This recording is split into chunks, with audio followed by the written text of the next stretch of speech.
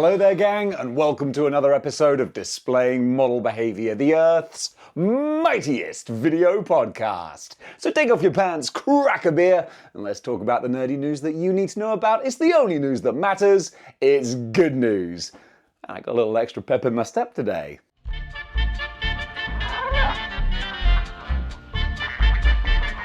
Kicking things off, Star Wars The Vintage Collection. Oh my goodness, they have revealed the Haslab for this year, and it's the Star Wars Cantina. Can you hear the music from the band in your head right now? I know I can. This looks super fun. Big old price, but I mean, that's what a Haslab is. So the basic price is $399.99. The cent is a price rhetoric. It's $400. Why am I belaboring this point? But for an extra $100, you can get some extra like booths and stools and props and this and that. I am very lucky that I'm not into the vintage collection, because that's $500 that I can happily save. But if you are a hardcore Star Wars vintage fan, then I don't know, does this get the blood pumping? The Haslabs have been hit and miss. For every Jabba's sail barge, there's a Rancor. I know that was Black Series, but you know what I'm saying. The Ghost from last year, that did really well. It was the Ghost, wasn't it? The ship from Rebels? I'm not going crazy. This is a very smart move that they're going for the real retro nostalgia. It doesn't get more retro than A New Hope, and especially just the bar cantina scene with the extra characters in there as well. That's really fun, because even though Star Wars is famous for making every single character under the sun you could ever imagine who's popped up for a cup of coffee in the big time, even then, there's a few that you wouldn't have ever expected to get, like these twin sisters and just the barman himself. So seeing these guys, I'm going to wait for someone in the comments to go, actually, Dave, we got the barman in blah, blah, blah series back in 97 or something. Okay, fine. Well, if that was the case, do let me know. I'd be genuinely interested. But yeah, that's the deal. If you're excited or interested, then of course there's all the videos that you can watch from Haslab themselves. This is going to be available or up for kickstarting for the next month. So you got some time to think about it. And of course there's different tiers that are going to give you more unlocks as we go. At the moment, it's backed by a few thousand. I mean, I can't remember what the number is, but it's healthy. It hasn't just blown through expectations, but they've got off to a good start. So what do you think? I'm not even going to comment on the price because, I mean, whatever. If it's worth that to you, then great. It's a very subjective thing. Or objective. No, subjective. That's when it's down to the subject to decide. So yeah, I can happily just, pass this over like I do all the Star Wars Haslabs. But nonetheless, it's kind of fun to see. And at least I've still got the music in my head. Can I persuade you to take a sandwich with you, sir? I'll get drive-through. Just a real quick one here. I covered the Batman and Robin McFarlane set on the last episode, but there weren't actually any pictures of the big Bat Builder figure. The Triple B, baby. Well, here it is. Looks fun. Looks like exactly what you'd expect. It's a big scary bat. There you go. It's just me being a completionist. Now you can see all the figures. Surprise, universe! It's me, Deadpool. Marvel anti-hero extraordinaire. This is my launch trailer, and research shows that trailers, dubstep, and absolute chaos go together like Wolverine and bad haircuts. Revoltech are doing another version of their Deadpool figure. We've had Deadpool version 2, now we've got Deadpool version 2.5. Coming out in two different flavors. You got the classic red and black, and you've also got the X-Force colors as well. What makes it a 2.5 is that you're getting a few extra accessories to go with it. Honestly, I own the version 2 of this figure. I like him, but also after getting the Mezco, I was very much that whole sort of Toy Story meme of like, I don't want to play with you anymore. Because even though I enjoyed the Revoltech Deadpool, man, the accessories, he comes loaded with accessories. Can't hold on to him though. Anytime you touch him or there's a stiff breeze, it's like buckaroo. Everything just comes flying off of him. So that was a little bit irritating. But that doesn't mean that I'm not a fan of Revoltech. But yeah, the more things that you have to like pin onto him, like guns and holsters and knives and stuff, it all just falls off. So if they improved that with the version 2.5, then that would be a good thing. So if you want to try your luck, then he's going to be about $85 and releasing, is it early next year? Yeah, check my notes there, April 2025. So yeah, if you don't have any Deadpools, this might be a good one to go for. but personally I still prefer the Mezco. And speaking of the cash cow that is Deadpool, Hot Toys have announced that they are going to be doing Deadpool and Wolverine figures.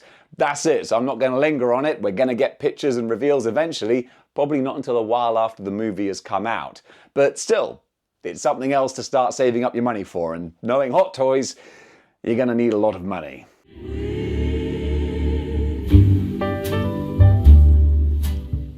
And speaking of a lot of money, 3-0 are doing their, hang on, let me get the name right, Fallout T60 Power Armor figure. I'm a new Fallout fan after watching the show. I was always aware of the games, but now I'm very much an appreciator of the world and the aesthetic and all the lore behind it, so I dig this.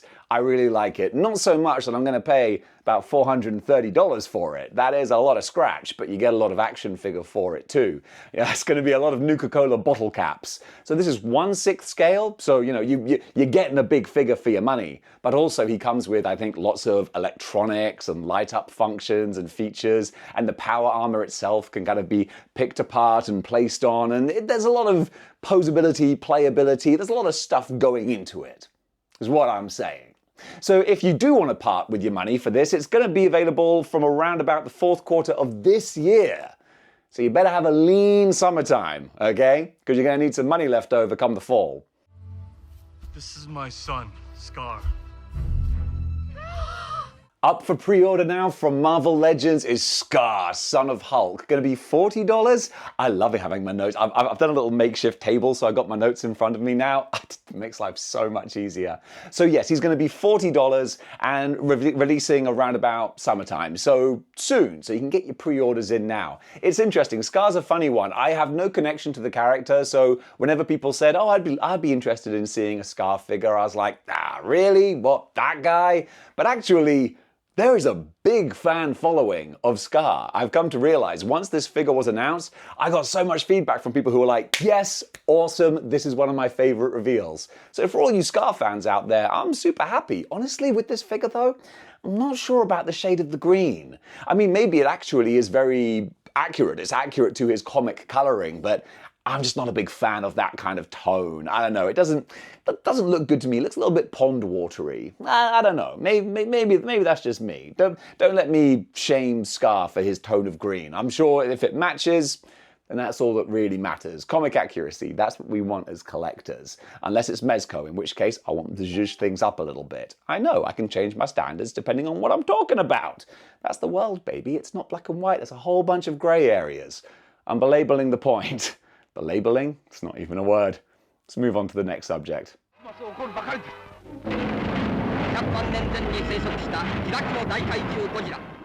SH Monster Arts keep bringing the heat with their Godzilla figures. This time they're doing a full color version of their 70th, not redoing that, of their 70th anniversary original Godzilla.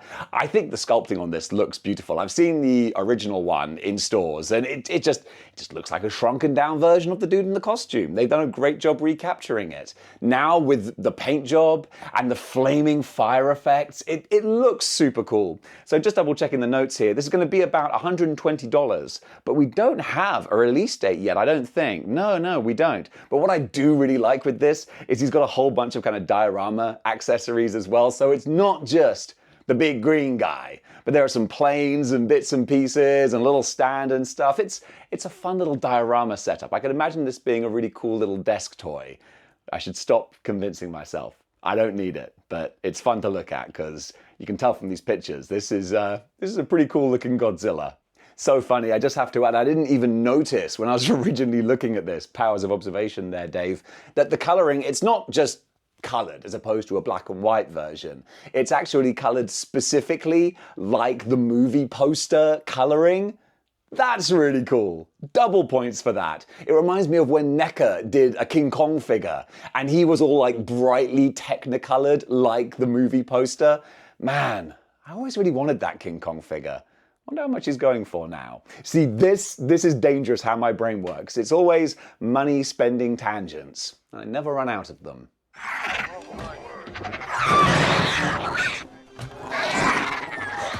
Not to be outdone by the vintage collection, the Star Wars Black Series gang are also putting out some figures from The Mandalorian. We're getting Walmart, or is it Target exclusives? I know that they're exclusives. They are going to be Walmart exclusives. There you go. Shriek. My brain just short-circuited. Shriek and Shriek trainers. So the Shriek on its own is going to be $24, coming out the fall of this year, or autumn, just retaining some of my Europeanness there. And the 2-pack of the trainers is going to be $44.99, which is also autumn, and nice that a 2-pack of figures costs less than a single figure, you know, if you break it down. So that's actually, that's nice, Hasbro. Marvel Legends, maybe you might want to consider that a little bit. Maybe make the Luke Cage Iron Fist 2-pack, $45? How about that? Come on, I'm just manifesting that for you. So I never watched this far into The Mandalorian. I watched the first 2 seasons and I was like, no, that was good, but I'm done now. But if you got into the 3rd season and you like these brightly coloured Mandalorian Shriek people, well, there you go. You're going to have them in glorious 1/12 form. Someone has to deal with it, and who are you going to call? And get me the Ghostbusters! It's a good time to be a Ghostbusters fan. We are currently celebrating the 40th anniversary of the release of Ghostbusters, which, yep, that does make me feel rather old. But it's a good excuse to get some new merchandise out there. So Hasbro have put up for pre-order the 4-pack of the old school G.I. Joe O-ring style Ghostbusters. These were announced a while back, but you can put up your pre-orders now, $44.99 for the set of 4. That's a nice little set there. I think that looks kind of cool. But also, they've dropped a little hint that at the end of the year, we're going to be getting a Ghostbusters Haslab. Well, actually, that wasn't a hint. That was just a straight up statement. But the hint as to what it might be, and we got this little wheel to whet our appetites, if you will. So I'm guessing and assuming a 1/12 scale Ecto-1. I mean, that's the most obvious thing in the world, and anything outside the most obvious is probably going to be outside of my imagination. But if you think it might be something else, comment below, let me know. I'm kind of intrigued. But yeah, you Ghostbusters fans, you might want to start saving your money for this Haslab now, because when that thing drops, that's going to be representing the last of your petty cash. Too bad. Seeing as how we're stuck behind enemy lines, we could have used some help. McFarlane with their DC Multiverse have released a preview image of Sergeant Rock. This is a name that I've just been familiar with all my life. Don't think I've ever read a Sergeant Rock comic. I used to get pictures of him confused with World War II era Nick Fury. But yeah, I think this guy is a pretty iconic character, right? DC guys, help me out. This is one of the big cheeses, and not one that I remember seeing in action figure form. I mean, I'm sure there must be some old ones, but as a modern action figure, this guy is probably pretty unique. And I gotta say again, looking at the picture, looks wicked. Looks like a boss. McFarlane, stop making me say nice things about your products. Feels weird, and I don't like it. You keep on putting out images like this, I'm gonna have to keep doing it. And then, who even am I anymore? I don't even recognize myself. We are not men. We are more than that. The responsibility is far greater. Spin Masters, after initially revealing their Aloy figure, they are not slowing down with their Sony properties. We've had a couple of reveal pictures of God of War. Oh wow, the name just evaporated from my mind. But the God of War. Wow, sorry, I'm not going to belabor this. I'm going to kick myself when I remember what his name is. But we're getting him. Man, that's going to drive me crazy. Zeus! No, it's gone. But we're getting him, and I got a little preview image, a little sneak peek of Atreus as well. I remember his. Cersei? No, it's so funny how my brain can misfire like that. You know what? I'm going to check it. Kratos! Jeez Louise. I was way off. So we're going to get him, and yes, Atreus, as I mentioned, I'm not going to redo that. No, this is a new little thing I'm doing with model behavior. It's going to keep on keeping on, baby. This train ain't going to stop rolling. And then finally, we're also getting the lead character of Ghost of Tsushima, which shouldn't surprise you that I can't remember the character's name. But I did almost platinum Ghost of Tsushima during 2020. I mean, what else was I going to do in 2020? Well, start a YouTube channel, I suppose. But yeah, the fact that we're getting all these Sony characters and they all look really good, it's a wonderful thing. They ain't cheap though. I think Aloy was going for about $50 as well. Oh, we're getting one of her mates as well. I'll see if I can dig up a picture of him. But yeah, $50 is expensive. And someone did say, yeah, but Hasbro charged that for PlayStation Spider-Man. Then I think they charged like $35 for PlayStation Spider-Man. So don't get me wrong, these are a heck of a lot nicer than that. I ain't comparing apples with oranges. It's a lot of money, but also it's not crazy. Now that I think about it, with the amount of different faces that Aloy came with, all of the accessories as well, now you did get some good bang for your buck there. So you know what, $50? That might actually be fair, because that's not far off Mafex prices, and I think these figures actually come with more stuff. So yeah, I think you can justify that. All right, boys, let's do this. A trailer has dropped for Nickelodeon's Tales of the Teenage Mutant Ninja Turtles, and I love the look of this. I know this is a cartoon made for kids, but you know what? I'm a big kid at heart, and this looks like so much fun, made by the same team who made Mutant Mayhem. I mean, probably not exactly. I'm sure there are lots of moving parts in there. Of course, it's not the crazy, insane art style of the cinematic movie, but as a TV show, animated cartoon, it looks super pretty, and the humor seems to have maintained as well. I really love everything that I'm seeing in this. So yeah, when this drops, I might have to see if I can find it online, because honestly, I love that movie. And if this TV show is something I can put on in the background while I'm doing some editing and have a couple of little chuckles at some turtle nonsense, yeah, that's fine by me. And speaking of Ninja Turtles, the Playmates, is it Playmates? Yeah, the Playmates Technodrome is being re-released and is up for pre-order on Amazon right now. Going to be about $80. This was a huge, very expensive grail before this announcement, because back in the 80s, I was there, baby. We didn't care about looking after our toys very much. So it was very, very hard to get hold of this thing. And it looks like from the pictures and from my addled memory that actually they've recreated it, boom, perfectly. Bam, that's boom, bang, bang. That's the Technodrome, baby. That's what we used to play with in the 80s. Man, we got a lot of toys and size. Man, that's a big old toy. Let me have a look at that picture. Yeah, it's so silly. And obviously the Technodrome is like gigantic, the size of a city, and this thing is like a football. But it's really cute how they cram everything inside there. I really dig that. So yeah, I don't need it. But as a nostalgic little piece, I think that's really cool. And folks, that does it for Good News for today. A bit of a shorter episode. I don't have any of the extra sections because honestly, I'm dashing from one job to another, but I wanted to get another episode out. So thank you so much for watching. I hope you enjoyed this. If you did, be sure to smash that like button. And if you want to go one step beyond, then you can grab yourself a channel membership and you can enjoy all the archive videos, because my goodness, there's a heck of a lot of content on there. And you can sleep well at night knowing you help supporting the channel. I do thumbs up all the time. If you know me in person, like, this is my go-to. I think it's because I'm quite socially awkward. I'm like, what will make this situation easier? A thumbs up. I don't know. Maybe that's where YouTube got the idea from. Anyway, gang, thank you so much for watching. And until next time, keep displaying model behavior.